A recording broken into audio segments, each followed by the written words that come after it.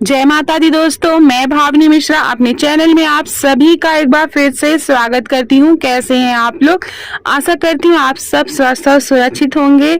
जितिया या जिसको जीवित पुत्री का व्रत भी कहा जाता है आने वाला है।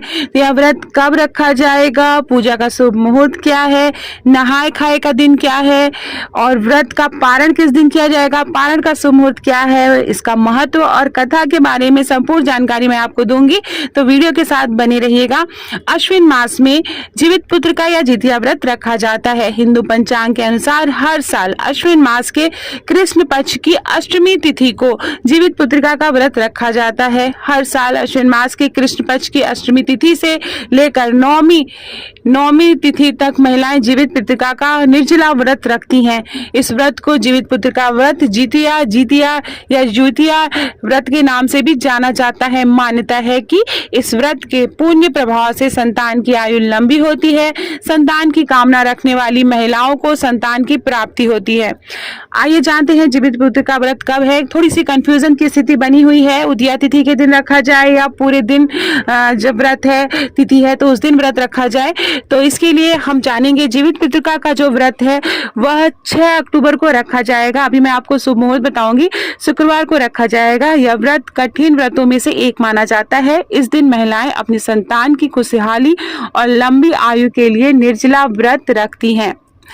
अष्टमी तिथि 6 अक्टूबर को सुबह 6:34 से प्रारंभ होगी और 7 अक्टूबर को सुबह 8:08 पर समाप्त होगी। यह पर्व 3 दिनों तक चलेगा। इस बार यह व्रत 5 अक्टूबर से 7 अक्टूबर तक चलेगा। मैं आपको बता दूं, उदया तिथि की बात करें तो 7 अक्टूबर को उदया तिथि है, लेकिन जो अष्टमी तिथि है वह सुबह सुबह ही समाप्त हो जाएगी 8:08 से। इसलिए यह जो व्रत है वह 6 अक्टूबर को रखा जाएगा। इसमें आप कोई भी कंफ्यूजन न लाइएगा मन में। 5 अक्टूबर को नहाए खाए और 6 अक्टूबर को निचला व्रत रखा जाएगा। इसके बाद 7 अक्टूबर को शनिवार के दिन पारण किया जाएगा। मैं पारण का शुभ मुहूर्त भी आगे बताऊंगी वीडियो में।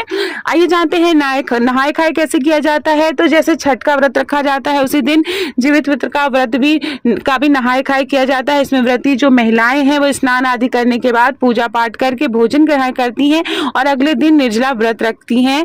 इस दिन लहसुन प्याज मांसाहार नहीं किया जाता है, लेकिन उधर मिथिलांचल में जो है बहुत से लोगों के यहाँ मछलियां खाने का भी मान्यता है, लेकिन ज्यादातर लोग मांसाहार और भोजन प्याज लहसुन नहीं खाते हैं नहाए खाए वाले दिन। जितिया व्रत का जो पारण है उसकी टाइमिंग मैं आपको बता दूं। जितिया व्रत का पारण 7 अक्टूबर को सुबह 8:10 के बाद किया जाएगा। ध्यान रखिएगा 8:10 तक, चूंकि अष्टमी रहेगी इसलिए उसके बाद ही आप पारण करें। जीवित पुत्र का व्रत से जुड़ी एक पौराणिक कथा है। इस कथा के अनुसार कहा जाता है कि महाभारत के युद्ध में अपने पिता की मौत के बाद अश्वत्थामा बहुत नाराज हुए थे। उनके हृदय में बदले की भावना भड़क रही थी। इसी के चलते पांडवों के शिविर में घुस गए और शिविर के अंदर 5 लोग सो रहे थे। अश्वत्थामा ने समझा कि पांडव हैं और उन्हें मार डाला।